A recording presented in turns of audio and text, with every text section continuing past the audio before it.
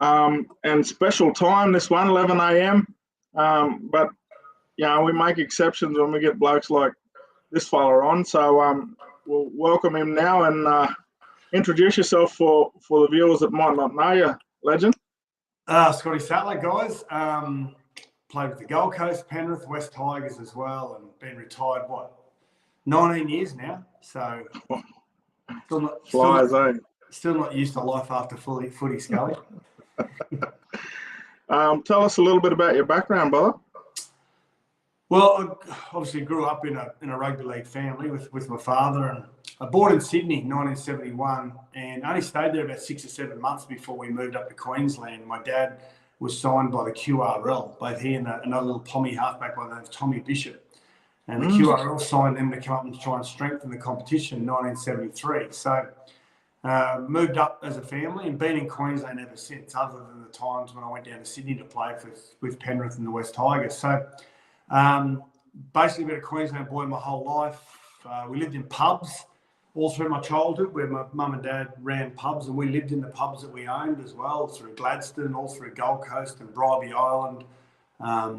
And didn't start playing rugby league until I was about 12, and played soccer leading up. And then, it's funnily enough, my dad always thought rugby league was too rough, but he was one of the roughest players that played the game. So I didn't start playing until I was about 12. I finally convinced my mum and dad to let me play rugby league.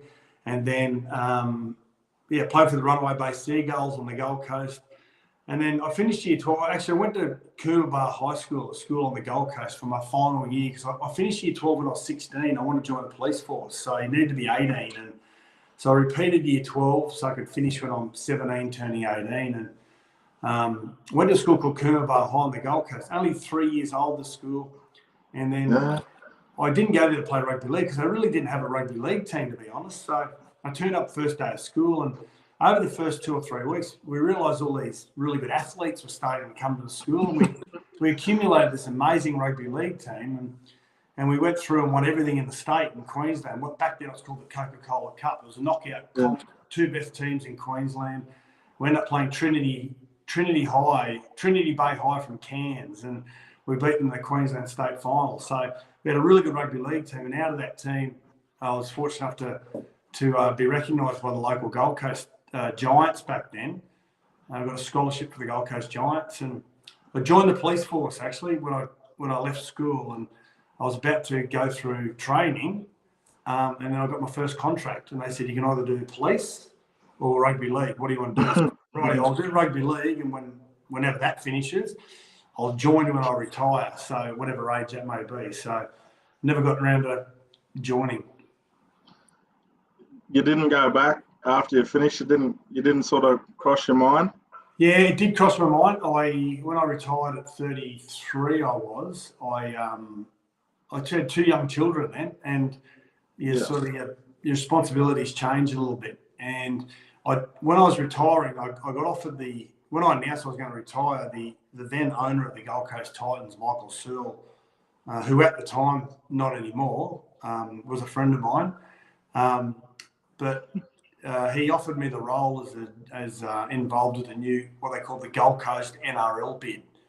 Yeah. And so the week after I retired, I started in the office doing that. So for 4 years, getting the now Gold Coast Titans into the competition. And I became the general manager of rugby league there. Was overseeing all the recruitment from a junior and a senior perspective, and setting up all the operations, the rugby league operations. And so did that and loved the job. And then had a fallout with Michael Searle, the owner. We didn't see eye to eye. I didn't like the things that he was accusing me of, and I walked away. Yeah, right. And you spent a bit of time too, Sats, doing the calling with the 9 network up in the QRL. We were just talking about that off air. How'd you get into that, and how long did that go for, Sats? So when I was retiring, or my last year was 2004, Scully,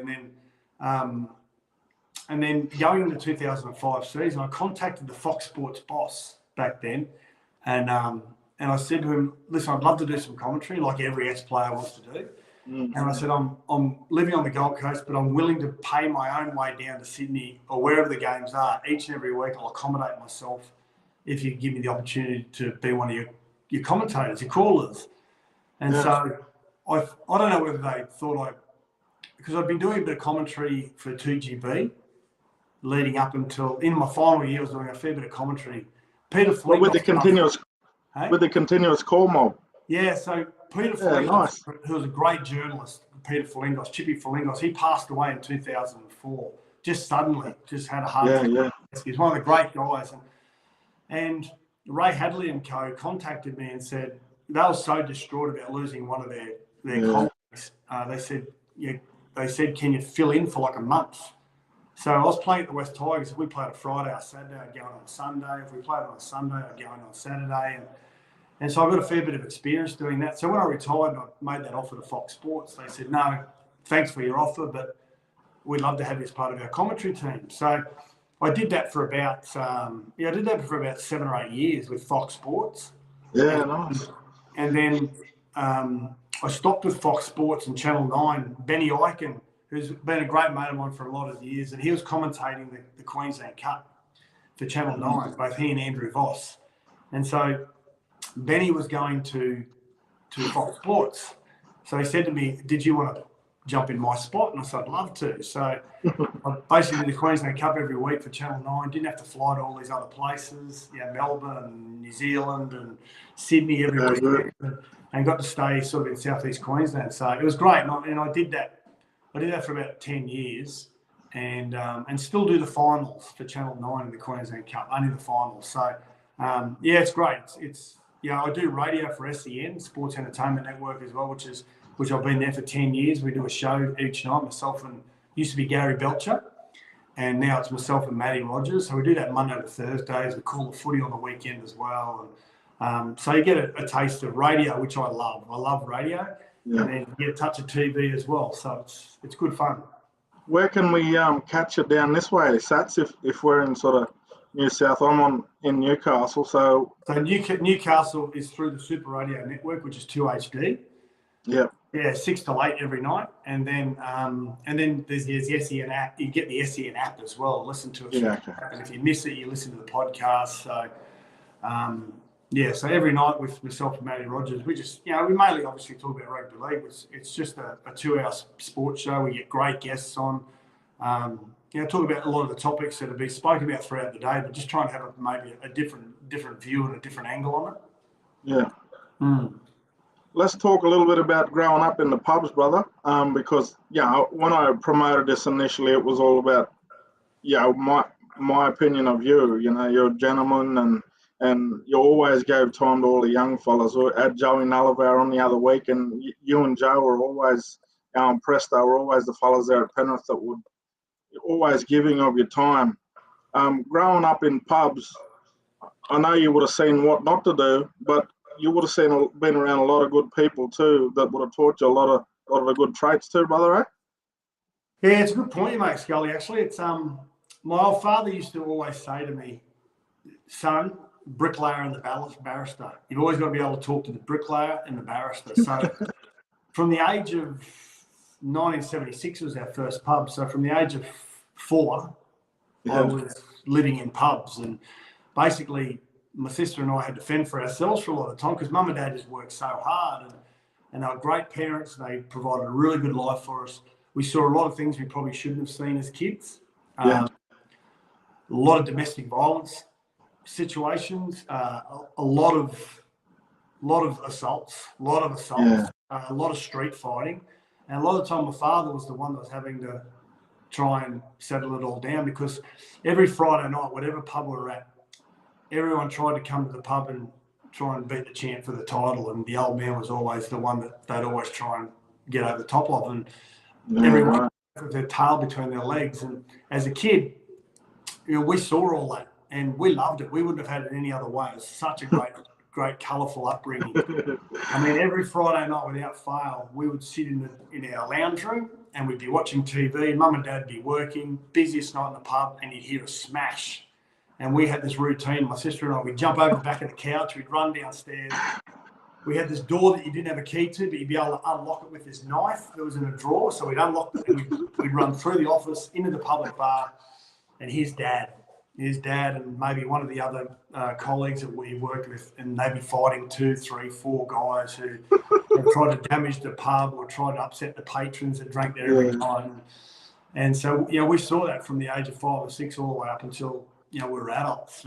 And so it was a good life. But you're right, we got the opportunity to sit in a public bar as a 10 or 11-year-old eating a packet of chips and a glass of Coke, talking to the bricklayers, just worked 10 hours and did laying blocks and just loved life. And then you'd wander up into the private bar where Mum was sitting, and that's where all the barristers and the lawyers and the detectives and all those guys would be sitting. And so we'd be sitting up there with another packet of chips and a glass of Coke and just sitting there talking to the barristers and the lawyers and everyone. So you got a really good idea of and an understanding of how you needed to morph into different situations, but also not lose your personality as well. So, my father was an amazing publican, probably the best going around for a lot of years, but he was so great to his patrons, everyone that walked in the place. And even in rugby league, I learnt watching him as a young man, watching him in the way that people morphed towards him, just in general public, people in the street, people at the footy. And he always left an indelible mark with me that, you never know anyone else's story. You don't know anyone else's story, so you need to treat them respectfully. So, he was a really good mentor. Yeah, definitely rubbed off on you, brother, because that's how you treated a lot of people too. Siblings, so you talk about you had one sister. You've always been close growing up, and are you still close now? Yeah, we are. We're 3 years apart, Lisa. She was a tomboy growing up. She was a tremendous runner, tremendous swimmer. She was a national ranked equestrian rider. She was a really good sports person and rock hard as well. Like could fight like 4 mongrel dogs if you had to ask her to. As loyal as they come. She went through a bit of some tough times there as an adult, and she came out the other side of it. And she's a real tough cookie. And like I said, as loyal as they come, we're still really close. And with Dad passing a couple of months ago, it sort of wakes you up a little bit, Scully, to sort of realise, what are the important things in life. Actually, you take a completely different view and a different angle. How often you reckon you're catching up before you lost the old man compared to how much you sort of catch up or call each other now? Yeah, it's a little bit like that, isn't it? She's been overseas for a while now, and in Canada. We would regularly talk most days. Yeah. Most days. And seeing she's overseas, not as much, of course, but she couldn't come back for Dad's funeral, which was just a little bit. That would have ripped her heart out, Satsay.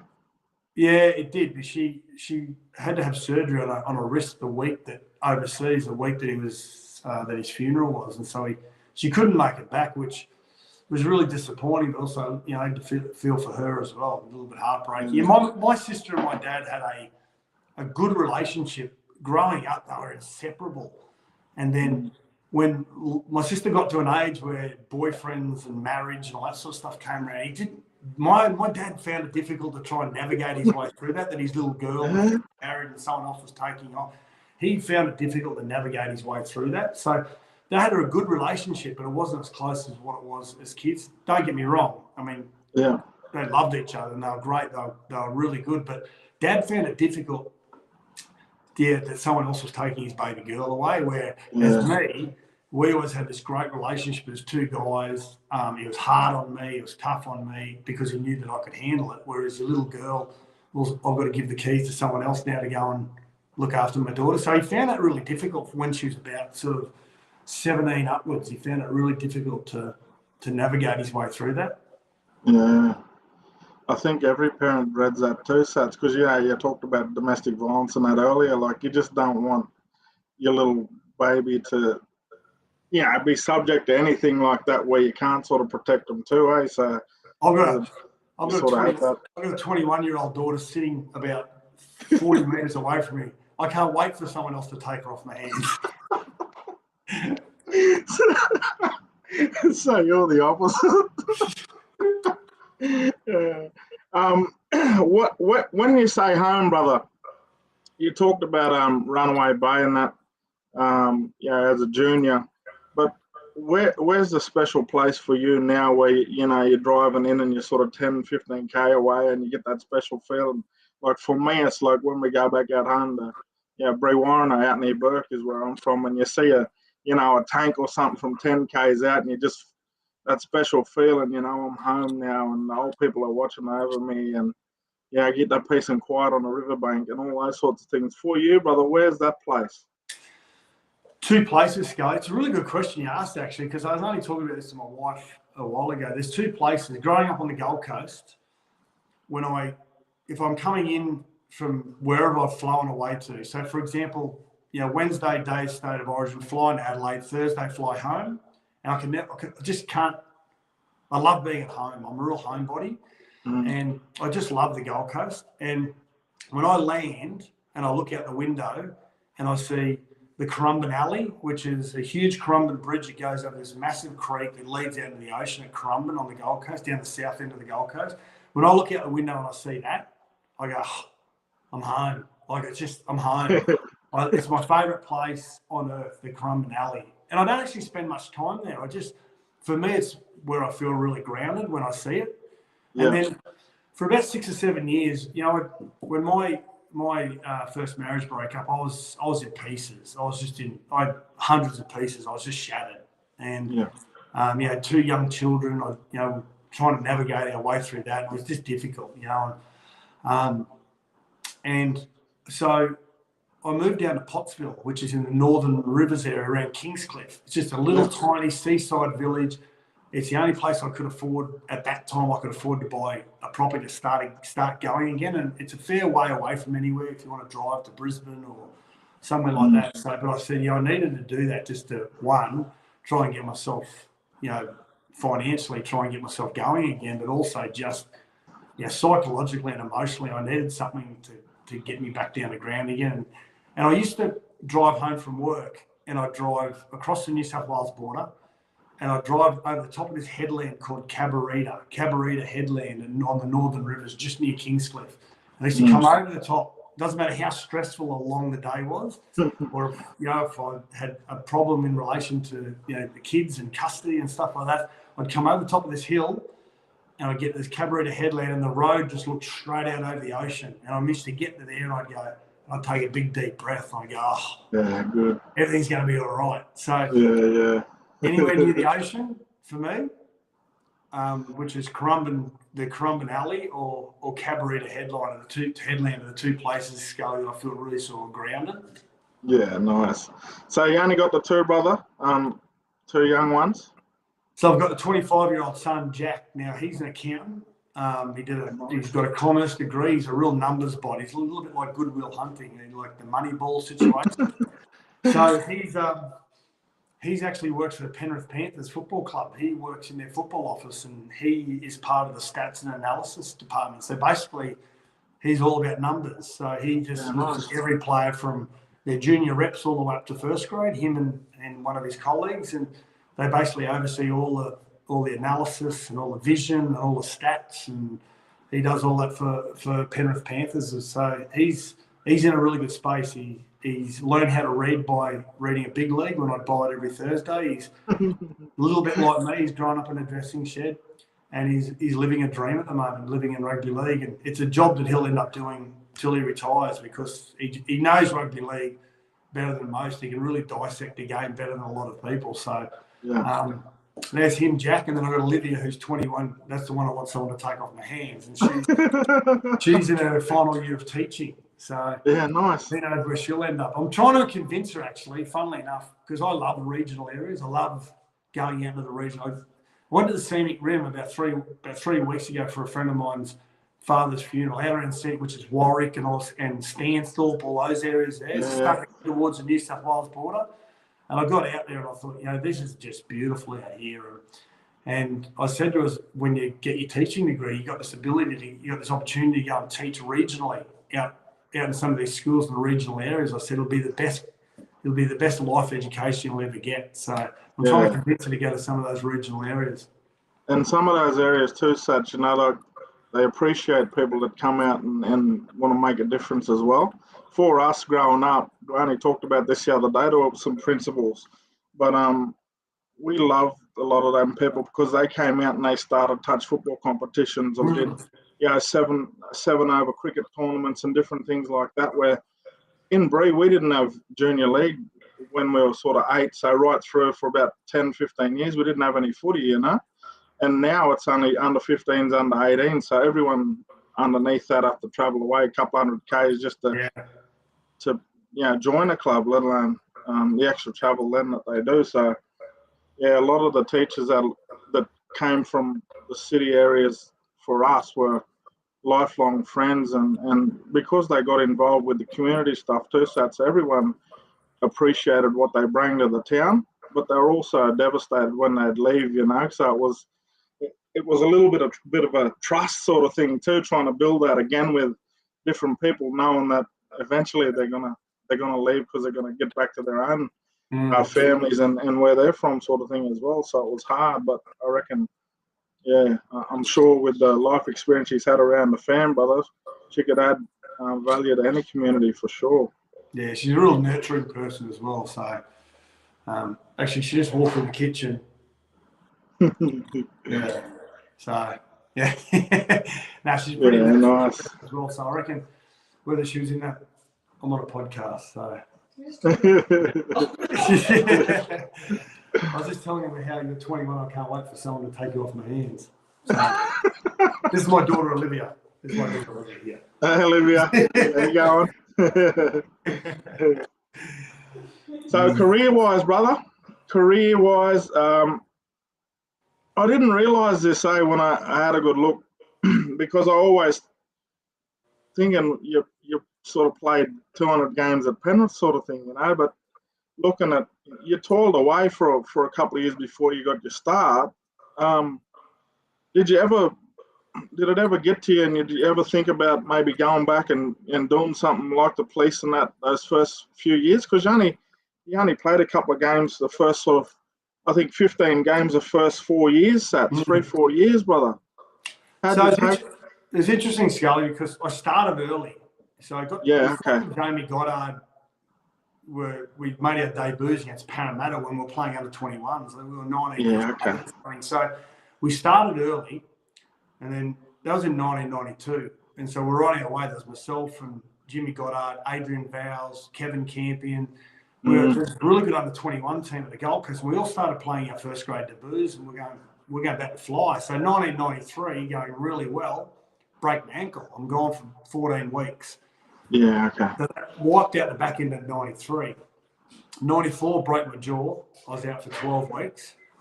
And then I went to the Crushers in 95, 96. That was a startup team. I was really excited about going to a startup team and was going really well. And then I got to say, Scully, my father always said to me, "You're never going to be Bradley Clyde. You're never going to be John Raper or Ron Coote." So, but one thing you can make sure that you can control yourself is just make sure you train harder than anyone, and just outdo everyone with it. So, I prided myself on my fitness, and I got to say, in 95 going really well, and then 96.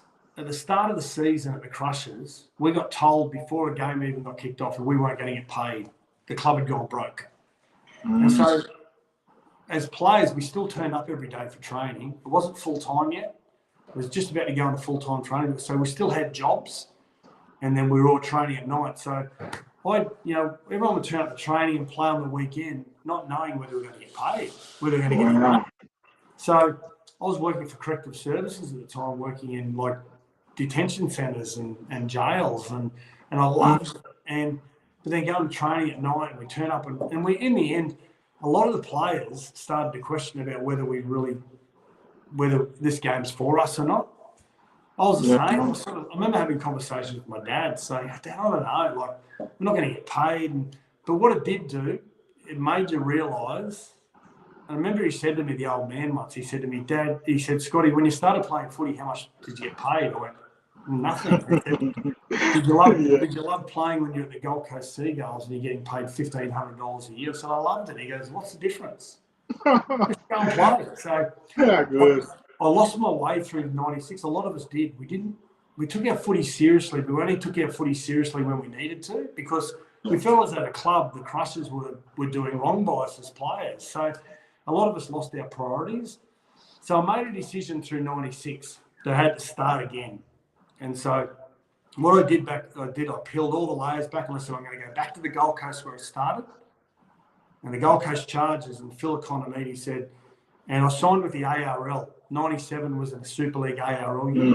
And I signed with the ARL, not Super League. And so I had to be aligned with an ARL club. So I went to the Gold Coast Chargers and I said, I'm just going to start again. And so from 97 all the way through to, 2004, I didn't miss a game. Yeah, right. Didn't play reserve grade from 97 all the way through to when I retired. So I started early playing first grade.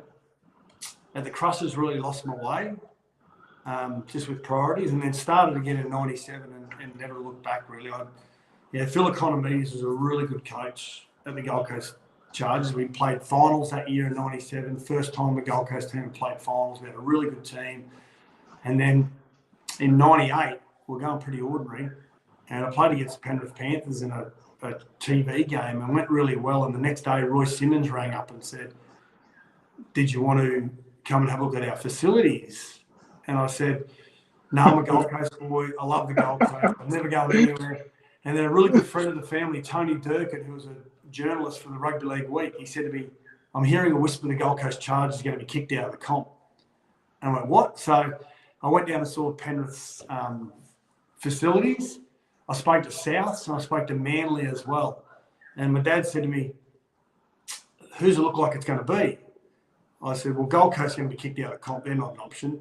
I said, Souths I'm not going to go to because I wear jersey 13 and that was your number. I don't want to do that at your club. So it's Manly or Penrith. And he said, well, I can tell you now, if you play for Manly, I'll never watch you play another rugby league. So Penrith it was. Yeah. And I loved it. I loved it out there. It's just such a great community. Being a beach kid, growing up on the beach my whole life, I thought, I've got to be near the ocean. But I've got to say, going into Penrith was one of the great experiences of my life. Just genuine people, hardcore rugby league fans. They worked hard and they love their footy on the weekend. What about the summers out there at training, pre-season? Well, I remember the first pre-seasons in November, and it hadn't even hit summer yet. It was still like 41 degrees. I remember saying to myself, I'd signed a 3-year contract. I said, I'm going to last one season. Yeah, it was hard. So I last one season. So, and the winters, what about the winters? They were bitterly cold. Like you'd walk out to go to the game and your car had frost all over it and you had to throw the warm water over it. And being a kid that'd never been in frost and snow before, I remember the first time I went and threw some warm water over the windscreen, it cracked all the windscreen. And so my next door neighbour said, no, what you got to do is it's got to be cooler water, just a little bit warmer water than what it is. That's all you need. So What growing up, did you always play lock, or I feel like you had the skill of a 5'8" too, Sats? No, I was a hooker. I played hooker. Yeah, from under 13s all the way through up, I was a hooker. And then in my last year of school, I just had this growth spurt for some reason, and I ended up sort of in the second row and in the back row. So I never sort of left that position ever since I left school. Yeah, so I made the Queensland Schoolboys in my final year as a lock forward, and that was the first year I didn't play hooker. So yeah, grew up playing hooker my whole juniors. Yeah, nice. We've got a question from one of the viewers who grew up with Presto, spent a bit of time with Presto, and they want to know what your thoughts are on footy and life with Presto. Footy and life with Presto is the most low maintenance thing you've ever come across, because Preston has got the greatest attitude towards life. He never takes himself too seriously. Presto never thinks he's better than anyone else. He is one of the most giving people you could ever come across. Now, I was Preston's weights partner. And it's funny because like I was 95 kilos. He made his debut in 1998, round 1 against the Tigers at the Gold Coast Chargers. He was 58 kilos. and he played on the wing. And so when he came out to Penrith, being rekindled with him again for Gold Coast days and now at Penrith, playing 5'8", and I was his weights partner. I'd known him the longest out of everyone in the group, and I defended inside him as well. So basically, John Lane used to just say to me, "You just protect my little mate, just protect Presto. And so we're playing Manly one night, and Solomon Amano kept running at him, and I was trying to get across the Solomon to cut him off before he'd get to Preston.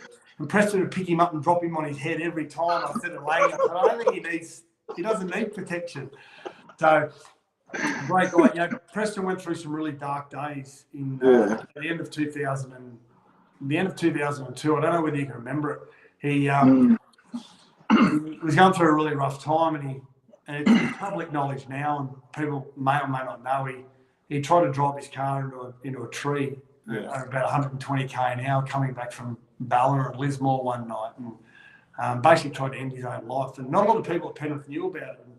And so, being his weights partner, he damaged his ankle really badly in that car crash.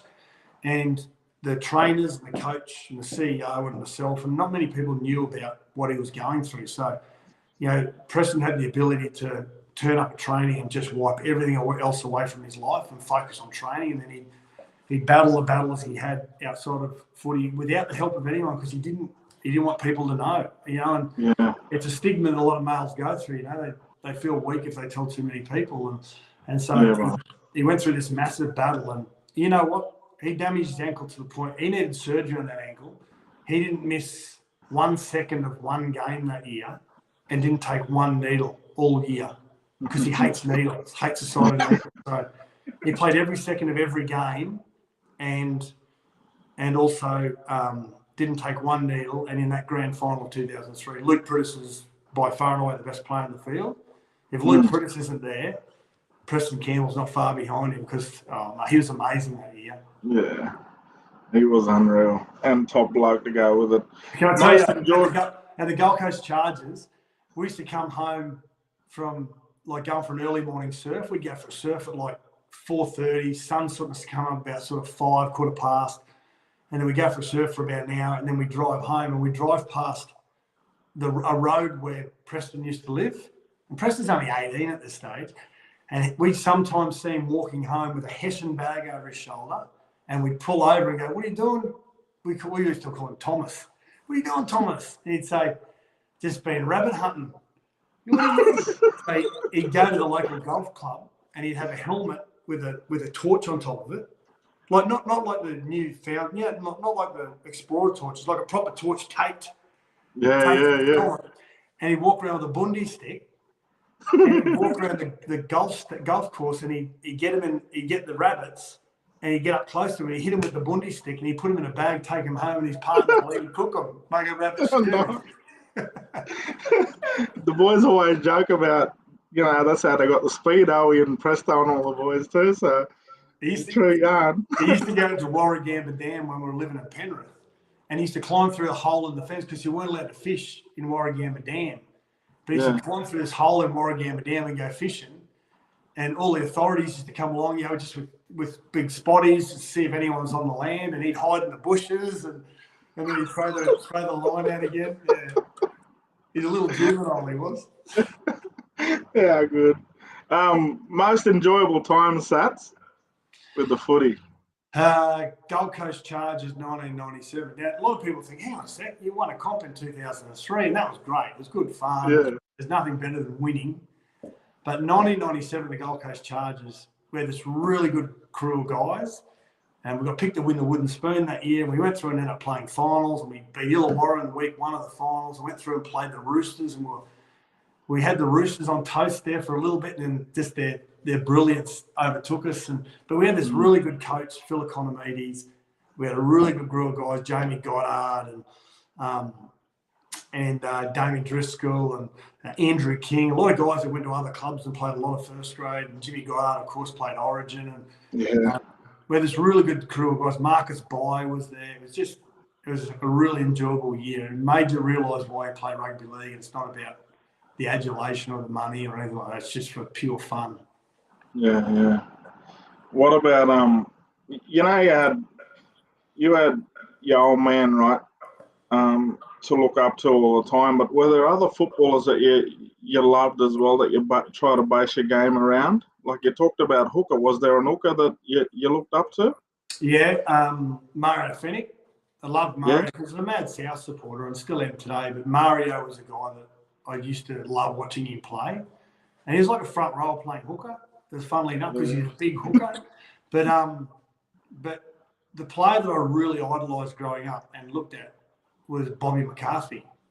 And Bobby McCarthy was a guy that I had a lot to do with through obviously the family connection and I just saw how big and how mobile he was and this big jovial sense of humour. And I used to run around in Dad's footy jerseys and playing footy when I was a kid, but I used to say I was Bobby McCarthy. I used to piss him off no end.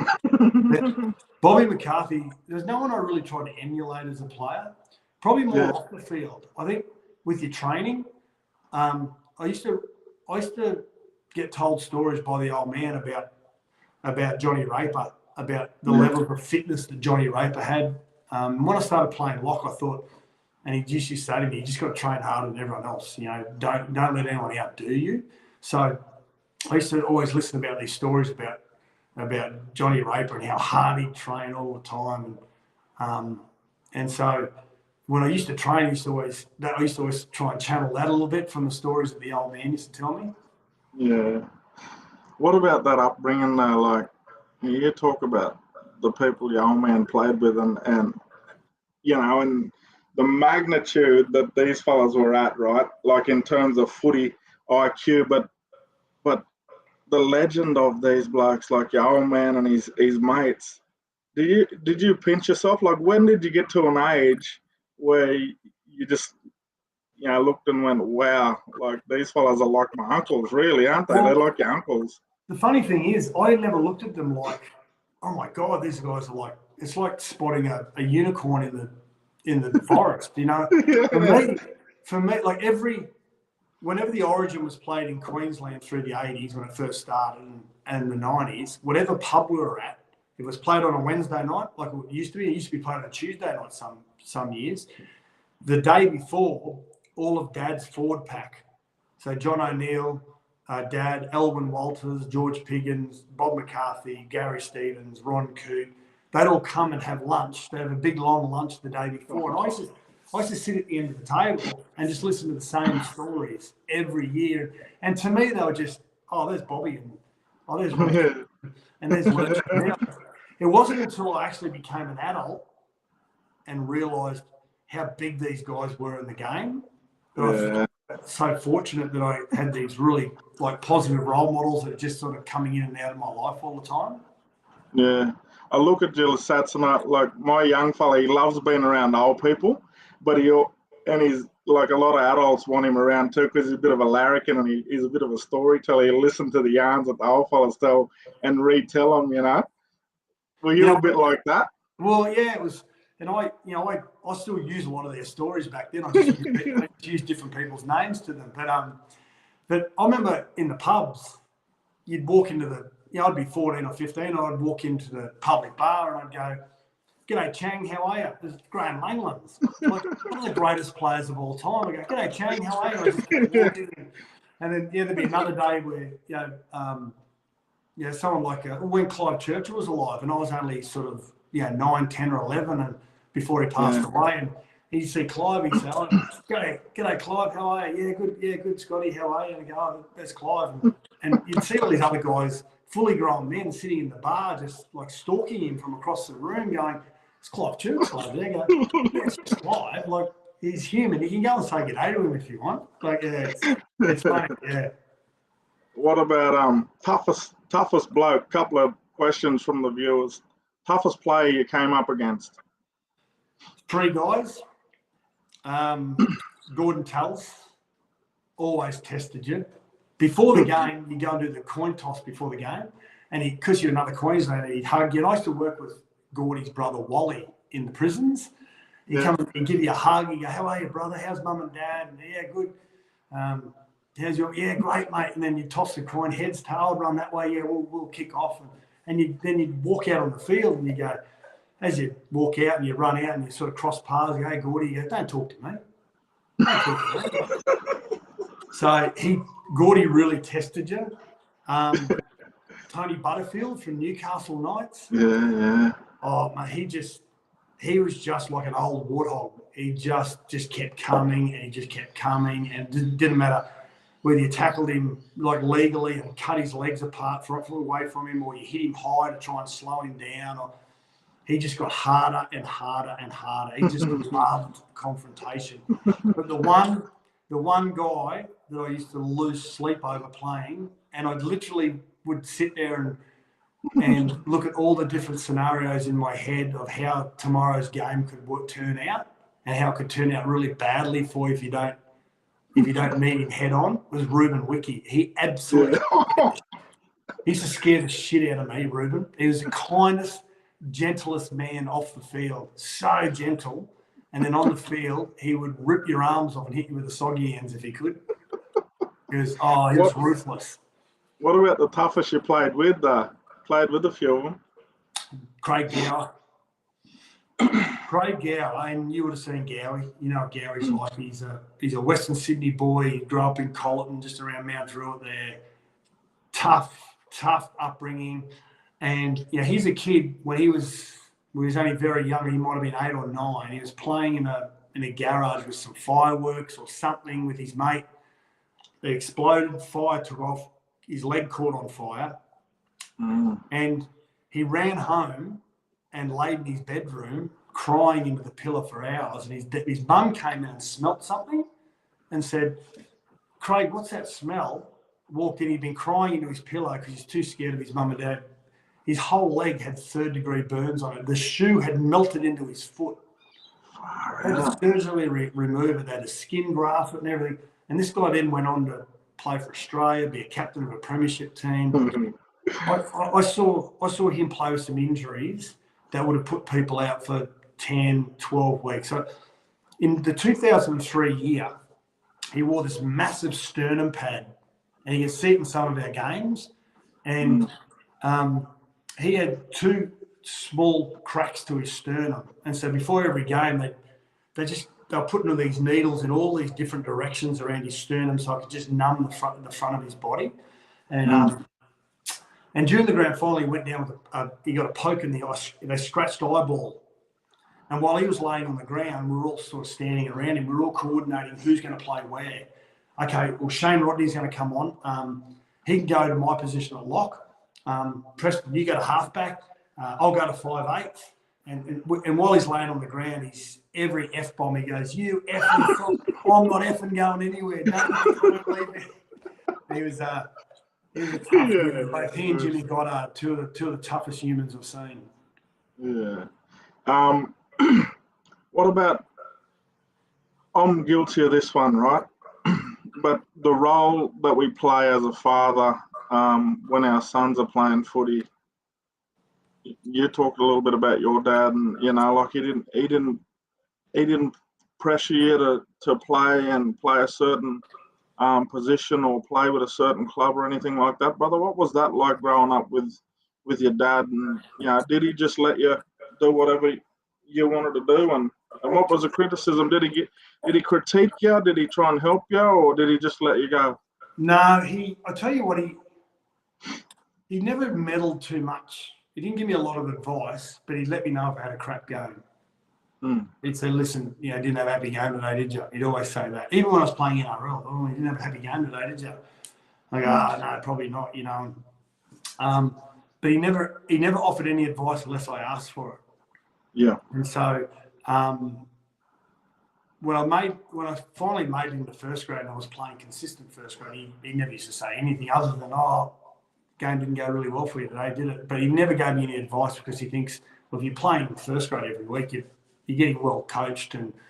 But in my final year of high school, and I think that's when he first said, he first thought, maybe Scotty could actually maybe try and get an opportunity playing New South Wales Rugby League back then, or NRL. So, and I was playing front row at school. And because he was an ex-front rower, that's the only time he he actually used to give me a lot of tips on scrummaging, how to win the ball in a loose head, different things about playing front row. So in my final year of high school, he gave me a lot of advice about how to play front row properly. And so I'll never forget that. But, when you started playing first grade, he didn't meddle too much. But, me as a father, when my son started playing rugby league, I knew from a fairly early point that he was just a kid that just wanted to be around his mates, and he was never going to really take it. He wasn't that serious about rugby league. He was more serious about reading about rugby league as opposed to playing it. Yeah. I never, ever once yelled out as a father. I never, ever once lost my cool or was aggressive towards any other parents. I was so quiet to the point that other fathers used to say to me, how come you don't yell out? How come, don't you get annoyed when Jack doesn't tackle someone or score a try? I go, well, I don't care. Like, seriously, if he wants to play, he'll play. If he doesn't, who cares? So it's funny. It's funny when you play it and you want to play as aggressively as you can, but then when you have kids, you're happy for them not to play it. And that's not the way it should be. And I think the way the game's going is the best thing for the game. We miss all the... Oh, lost Scotty there.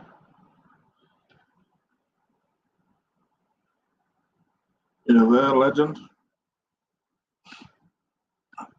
We'll try and get him back.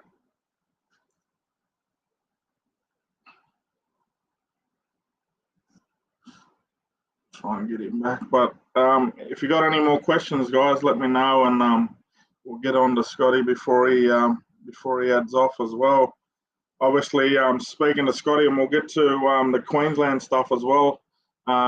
Origin, obviously, tomorrow, so we'll have a quick chat to Scotty about Origin before we let him go as well. But I want to have a quick yarn to him about his old man as well before he goes. Obviously, he lost his old man a couple of months ago.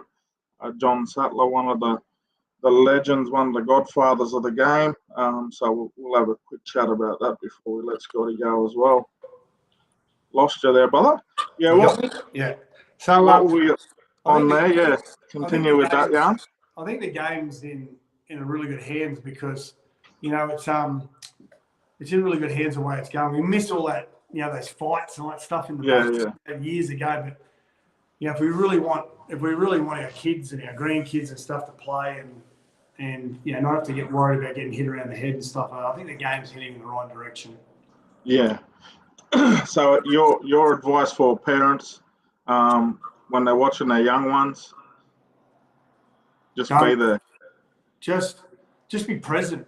All kids want to do is look across and see you standing there watching them. The minute that you say anything, it embarrasses the child. They go into a shell.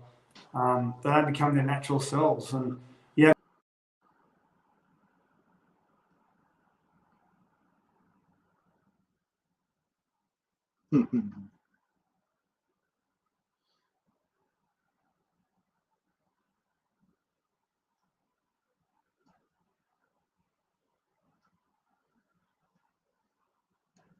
Well, we'll get Scotty back there as well. So we'll ask him a little bit about A10. We'll ask him about the KO, the other couple of questions there from the viewers. But yeah, role as a father, as a parent as well. I think that's important too, That's very important. So I definitely have to take note with that. We can't see you, Scotty. Can you hit your button? There we go. I remember in Western Sydney once. I think it was Western Sydney, and the listeners and the viewers may know where it was. But I remember reading something about a silent round. It was a silent round, and basically you weren't allowed to say anything. You weren't allowed to yell at anything unless it was positive. And if you yelled at anything that was negative, or yelled at something that everyone else thought was, you had to make a donation. Yeah. And it's a good initiative actually. It teaches people to actually sit back and actually just watch and observe the kids and see how they play when they've just got no limitations on them whatsoever. Yeah, brother. I think I saw something the other day, just this week, that I think they're going to fine negative behaviour down there $1,000, no questions asked, So something like that as well. I think, like we'll pull people up pretty quickly. Couple of questions, viewer questions again. E.T., did you play against E.T.? What sort of fellow was he like? E.T., one of the nicest human beings off the field. I only met him a few times just through third parties or in a group of people. Very professional, everything. Not only the way, from all reports, Matty Rogers tells me the way that he prepared, obviously the way that he played, but he always held himself. E.T. was a brand. So whenever he was off the field, he was always very conscious of how his brand looked. But outside of that, he's just a great guy. One of the most difficult centres to play against. And the reason being is that Ryan Girdler, who I played with at Penrith, he could humiliate most centres. He used to say to me, or Craig Gower or someone, or Steve Carter, he'd say, just throw me the ball, I'll do the rest. And so he'd get the ball and he'd just do something. He'd use that big right palm and he'd flick the ball out to Robbie Beckett and go down that left-hand touch line. Score tries at will, score points at will. But the only guy he could never get one over was Andrew Eddinghausen. Eddinghausen, he had him figured out from the first second of the game. Yeah, so he was a great player, great athlete, and was probably, there's only a few people back then that used their rugby league career before they retired to start building a brand for themselves when they retired. And the rest is history with him. Yeah. What about, before we ask you a couple of questions to finish up, Koori Knockout? You watch much of the Koori Knockouts or the Murray Carnivals? Love it. I love it. Do you know what amazes me is that it's like anything. The Kooris and the Murrays, it's all, we're all together as one and we love it. And then as soon as the whistle goes off, all they want to do is kill each other. Like, it's just brutal. It's the most brutal footy. But I've got to say, like, I love seeing, you see your Andrew Walkers when he played, and Nathan Blacklock and Anthony Mundines. They've got all the skill. But I love the big Koori fellas who are like 125 kilos and they've got footwork like a centre and they've got skills. Like when Shaq Mitchell was coming through, like he's the most beautiful, silky skills, I love watching it. I watch it every year and it's great that it's televised now. It's just and it's, you know what, it's a massive celebration, isn't it? It's just a huge celebration. Definitely. Most influential person early on for you, when we talked about them hardships you had, was there any one person, whether it be family member? You always had dad there. What was mum like? But also, was there a player or a club person around you at the time to sort of get you through, or were you always positive and you always knew the value of hard work?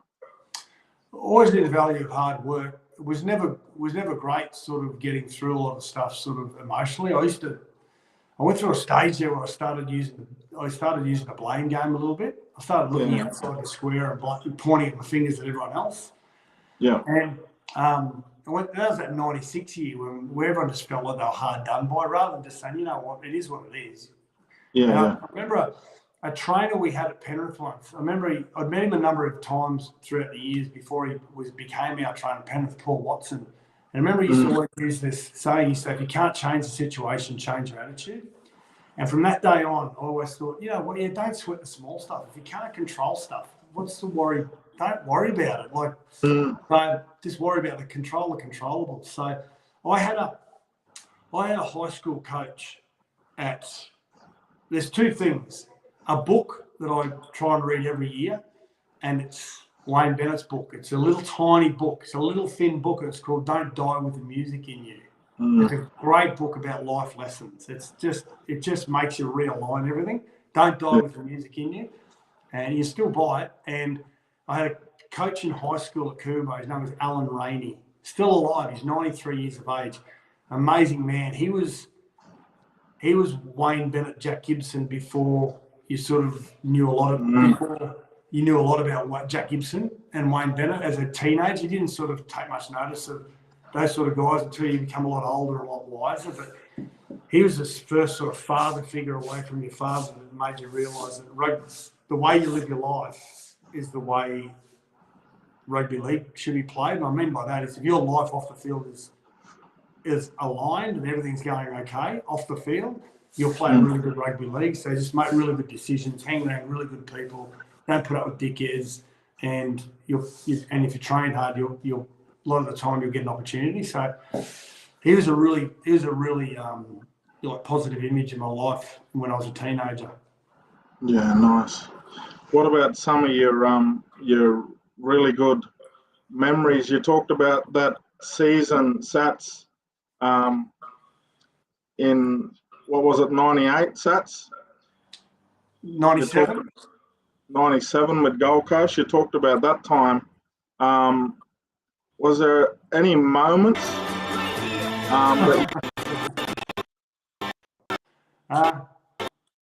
Roosters, and now some printers away to come off the feet of the Roosters. Fittler's gone after it. Then he scoops the ball away to Burn. Burn puts on a fin. Then he puts on a sprint. Sattler was chasing. Sattler was saved. The tackle of the night. What a tackle by Scott Sattler. That's one of the greatest tackles you will ever see in any game. Unbelievable. What's a pick up by Fittler? Flying winger. Only one man standing between the try line, a try to the Roosters, and obviously you've seen that one a lot, Sats, over the years. Yeah, there's a story behind that because that was my last game for Penrith. So, yeah, it was great to be able to get on the horse and ride into the sunset. It's been my last game and having great success, winning the grand final and having a moment that you still go back there. The fans are always really thankful. And but when John Lane came to the club at the end of 2001 for the 2002 season, we got last in 2001. I think we were like second or third last in 2003, and then won the minor premiership in 2002, then won the minor premiership in 2003 in the premiership. But I remember my first meeting with John Lane that first week in November of 2001. He said to me, I want you to play like an old school lock forward. I said, okay, what do you mean? He goes, well, if the 5/8 goes down or the halfback goes down, jump in as ball player. I just want you to follow the halfback around everywhere he goes, just follow the inside of him. I go, yeah, you just need to be, he used to always say, you just need to be a chameleon, just turn in the environment. But then he said, on the fifth tackle, he said, if you're on the opposite side of the ruck and they're going to kick on the other side, I just want you to start heading in behind. He used to always say, just in case you need it. And so for every training session and every game for 2 years, I did that. I would have done that hundreds and hundreds of times, thousands of times over 2 years. And it wasn't until the last game of my time with Penrith that I was needed to be there. So I've actually got to give all the plaudits to Johnny Lang because he's the one that prepared me for it. We always talk. I've been talking lately with the young fellas, 17s that I've been helping, and we talk about habits and getting into good habits now because they'll carry on, right through your life. Obviously, a lot of the fellas that have played NRL, been in those routines, still nice and fit now, and can continue to train. But there's a classic example of, get yourself into good habits. You said you've done that, heaps and heaps of times, and you're just there at the right time because you practiced it as well. So I'd say, but are there any other times, brother, that special moments for you? Obviously, that one will always be brought up because it was in such a clutch moment. But are there any times that you look at as proud ones as well, individually, brother? 2001 at Penrith, we got last. We got the wooden spoon. It was a horrible year, and we had we should have won the comp in 2000. I thought we finished fourth or fifth, but I really thought we should have won the comp, and we didn't. We went out in straight sets.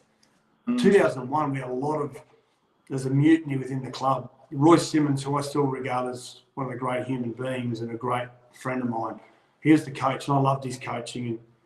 And we had some players that were trying to get rid of him out of the club, and I didn't think it was right.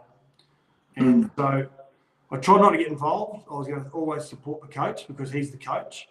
But that year, Scully, I got Player of the Year that year, at the end of the year, which, it's great to get player of the year when your team goes well, that's outstanding. It means you played a huge part. But just personally myself, it was sort of a message to myself at the end of that year that I just knuckled down. I didn't get involved in all the crap. I was loyal to the people who were loyal to me, to bringing me to the club. And I was able to just push all that aside and just play rugby league to the point where even though our season wasn't great, individually I had a really good year. And to get player of the year and the Dally M's as well, I was at one stage I was getting really good points in Dally M's. I'd get 1 point here and 2 points there. And so personally myself, I found that was really gratifying that season, that there was so much turmoil in the club that I was able to sort of channel that out and play really good rugby league. Yeah, awesome. Let's talk a little bit about Origin. Obviously, Origin tomorrow night. You're going to go over and call Sats? Yeah, going to Adelaide to call the game. So trying to head out tonight, but most probably be early tomorrow morning and come back Thursday. I can't wait for it. Love Origin. Doesn't matter whether it's played in a car park, but I would just wish that car park was in Brisbane or New South Wales, because I don't like that we take the games to Adelaide and Perth. We're playing on ovals, not rugby league fields. It's really hard to watch it from when it's live. I've been to the Perth and the Adelaide games to call the games, and I can say a third of the crowd haven't got a clue what they're watching. They just know that it's something big and it's something that's confrontational and it's aggressive. So, but I just don't like it that we take it away from our core rugby league fans. But yeah, money speaks these days. You've got to run a business. I can see why they do it. It doesn't mean I have to like it. But Origin, I can't believe Queensland, even when Latrell Mitchell was named, I can't believe, I thought Queensland still should have been the favourites when you match them up player to player. But it's the same every year. You know, New South Wales are the favourites, and no one knows. We could all try and be experts and tell us who's going to win, but we know. It comes down. Origin comes down to all these little tiny moments across 80 minutes. All these little battles that emerge, tiny little battles emerge across the field over 80 minutes. And if you win a majority of those little tiny battles that may only go for 2 seconds, they may go for 2 minutes. If you win a majority of those, you win the game. So no one knows what's going to happen. So what's the best way to take advantage of those moments that you played Origin? Is it just being prepared? Is it being in the right spot at the right time? Is it just being conditioned? Because they say the game's so much faster to a normal NRL game as well. It is, yeah. It's a lot quicker. And you've got the best players. And you know, sometimes you can identify a bit of a weakness in the opposition. In Origin, you can't, because everyone's the best at their position at that time. So the way that you win those little moments is you've got to be aggressive, you've got to be disciplined, and you've got to look out for your teammate. So Origin's all about the guy next to you and the guy beside you, because you want to be a guy that's going to be there for them at any given time, because you know that they're going to be there for you. Whereas when you play NRL, it's sort of worry about your game first, then worry about everyone else. In Origin, it's worry about everyone else, because as a unit, we're going to win this. So, you know, if Tommy Trbojevic is running amok, I've got to be there as a teammate to make sure that I'm going to help that guy out who's having trouble with him. And what we're going to do is we're going to dominate him in the next time that he gets the ball, and we're going to try and change the momentum of the game. So it comes down to little tiny battles. You've got to win those battles. And the way you win those battles is being really enthusiastic, aggressive, disciplined, and just be there for your teammate. Yeah. What about young Walsh? Have you watched him come through?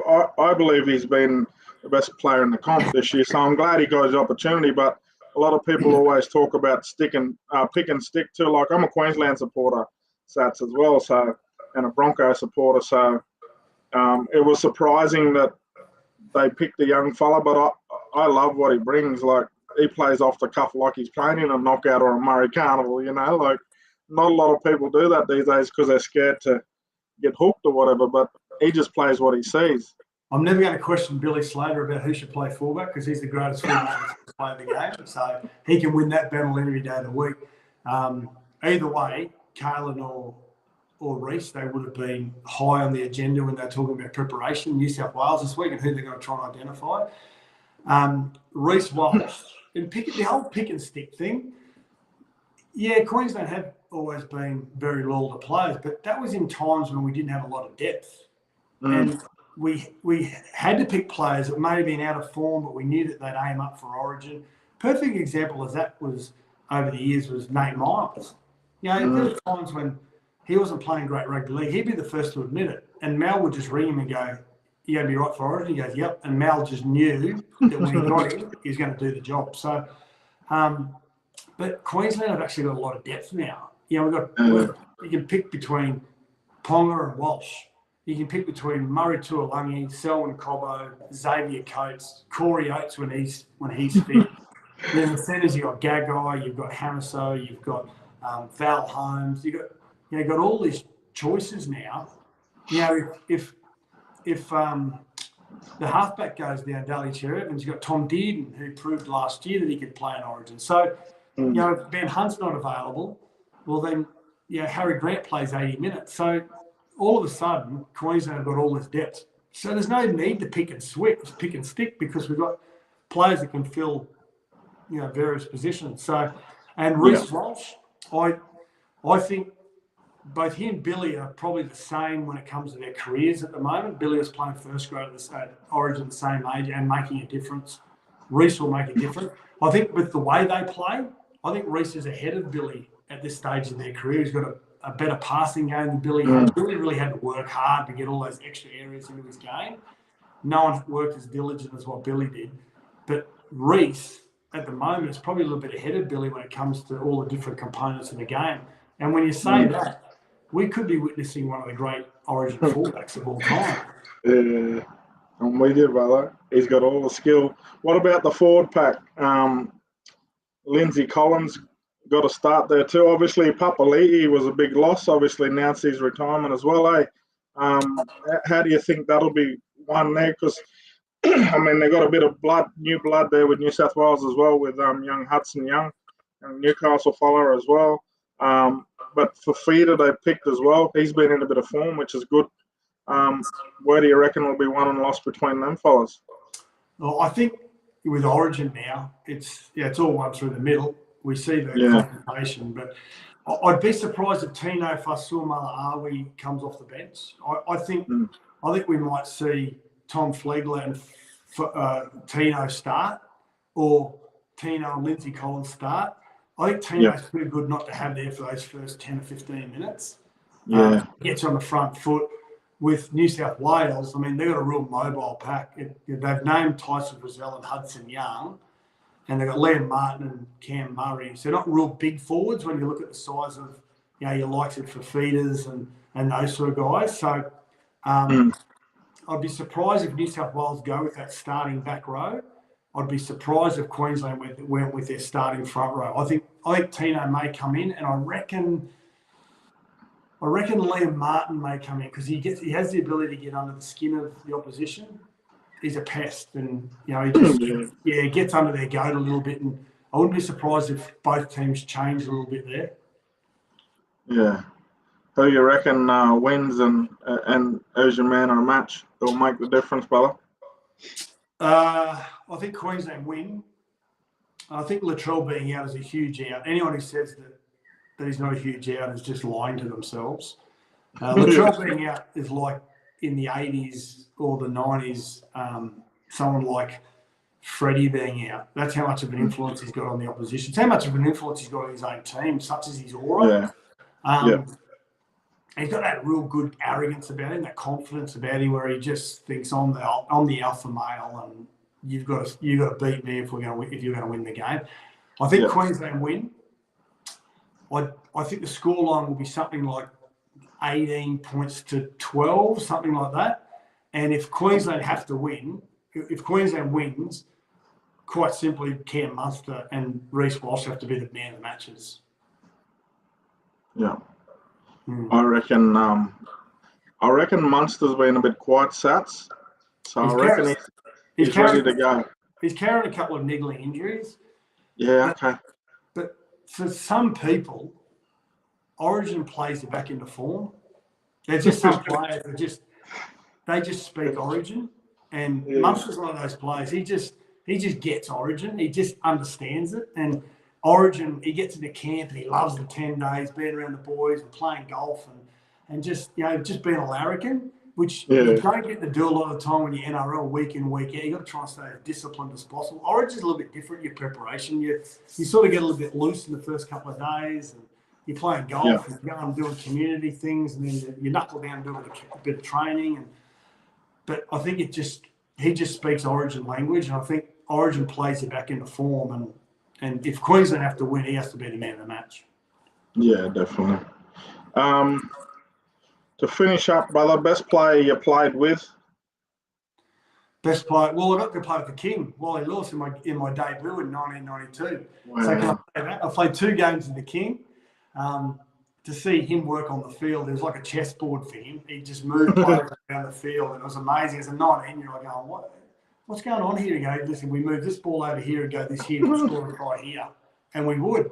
But the person to be able to play consistently with, the best player I've got to say is Craig Gower. Yeah.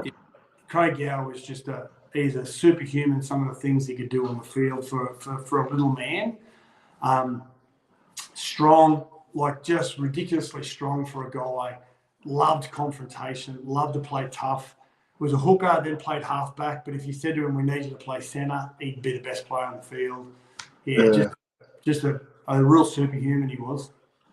Indigenous round just gone as well. A couple of the viewers want to know your best Indigenous player you played with and against. Best Indigenous player I played with, Preston Campbell by the length of the straight. Just the length of the straight. Favourite Indigenous player to play against was Gordy, because he challenged you and he made you be better than what you were. Because if you didn't, he'd just rip your head off. And my favourite Indigenous player that I never played with or against was Larry Corriwa. Wow.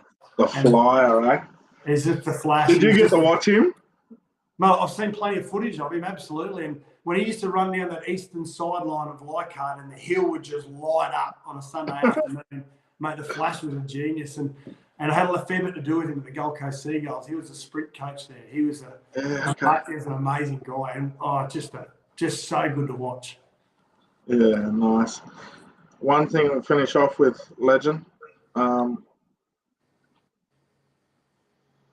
want to share, obviously, a lost shirt. He was the unforgettable strongman who captained the greatest club. John Sattler was chaired from the grand final arena 4 times as a winner. People say to me, what's the most magnificent feeling in your life in rugby league? And they said, when you played for Australia, and I must say it was marvellous being chosen to play for Australia, but that very first one in '67, the feeling that we got after that game, you know, spent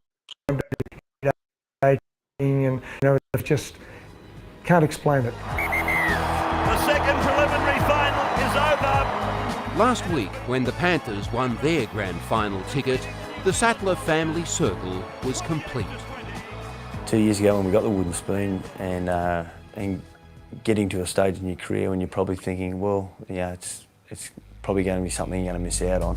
Patton slides the ball for Sattler. He puts the ball down. Try for the Gold Coast. 10 years ago, Scott Sattler began his career in the place where John had gone to retire 20 years before that. Once he'd found his place in the sun, John didn't coach, do media, or administrate the game. He's a very shy person, very gentle person that a lot of people that have watched him play in his career would probably sit back and say, hang on a sec, this is a guy that maimed a few people in his career. So he takes a lot of people by surprise, and that's the sort of person he is. When he finished his football, he just drifted into everyday life. Here's another try coming up for Sattler. Scotty Sattler gets a try. It wasn't until commentators started calling his name that Scott realised his father's shadow was unavoidable.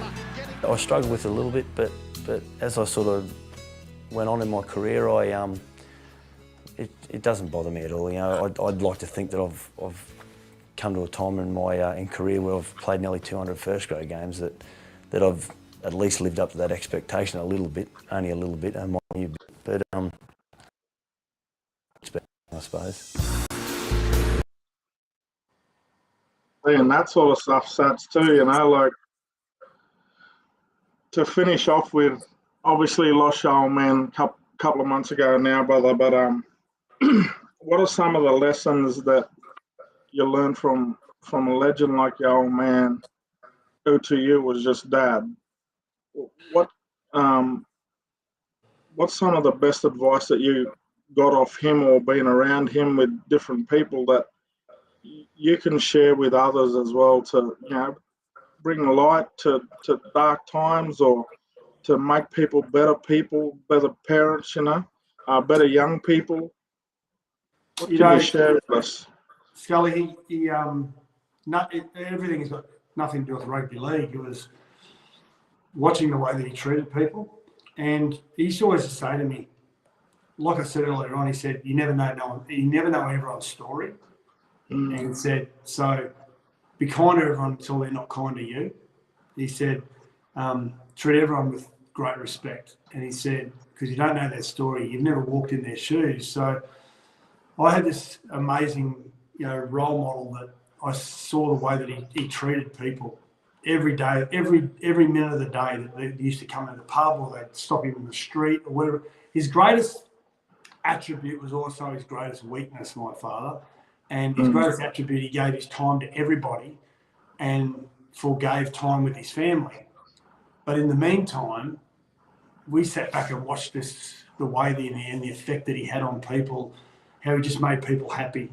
And you know, I did my best, you know, and still today, just to be able to treat everyone with as much respect as possible until they don't respect me. And then you can make a decision about what role they play in your life. So, you know, he was just kind to everybody. And he always, every day, he said, every day, Scott, he does, no matter whether it's a text message, whether it's a phone call, or whether you can physically do it, he said, try and help someone every day. And it doesn't matter how small it is. It could be making a cup of tea for someone in the office. He said, try and help someone every day. He said, because you never know what they're going through in life. So, and I try to be that way as a teammate. I tried to, you know, always be there for my teammates on the field and off the field as well. And my mates now, I think, would attest that I'm the sort of guy that always tries to check in with them and stay in touch. And we always trying to get together as much as possible because we know how important those friendships are. So, yeah, he was a tremendous guy. The effect he had on a lot of people. And sad to see him go, but in a way, happy that he's gone because the way that his life finished out wasn't the way that many people would have viewed him as a brother. You know, so I dearly miss him. He's my best friend. And for tomorrow night, we're going to finish with a viewer question. For tomorrow night, if you could watch the game on a couch with 3 players, past or present, who would they be? How good a question is that, eh? 3 players, past or present, that I've played with, or anyone? Anyone, brother, from any era. Okay. I'd like to play with. And we're going to say dead or alive. Yeah. Okay. Dead or alive. I'd like to have Joey Johns. Good guy, Joey. Great guy. I'd love to have Joey Johns, Jamie Goddard, because half-time entertainment could be basically punching on, and Arthur Beetson, one of the smartest, most intelligent human beings that anyone could ever meet. Yeah. And what about, give us an idea of who you are as a person and what interests you have. Let's flip it and let's go to 3 people, 3 influential people that you've taken lessons from, or just 3, you know, celebrities or just all-round good people that you could have there sitting next to you. I did a couple of functions with him when he was alive, and the guy was so infectious. Honestly, I felt like I'd known this guy for 20 years. It's Steve Irwin. Yeah. One of the most beautiful. What you saw on camera is exactly what happened, like in the back of a car, someone taking you to a function. He was like, he'd go, oh, what's this? This is a light. Oh, look at this light up here. This is bright over there. Like, it was just a ball of energy, Steve Irwin. People have had an influence. Grant Bell. Now, Grant Bell is our under-21s coach, first coach for the North Queensland Cowboys in '95. Had a huge influence on myself and Kevin Campion, Jamie Goddard, Adrian Vowles. Had a huge influence on our footy careers. So I'd go Steve Irwin, Grant Bell, and my dad. Yeah. Yeah, good. And we can't beat that, so we'll leave it right there, brother. Look, appreciate your time, Sats. Great guy, like I said. And there's no doubt your old man would be proud of you, brother, and the stories will live on. You're a testament to your family. All the best. Again, thanks for coming on. And we'll check up on you in maybe later on this year or next year. But hey, your business as well. Before you go, you said you spoke about business. Give a plug to that. Oh yeah, I've got for a number of years.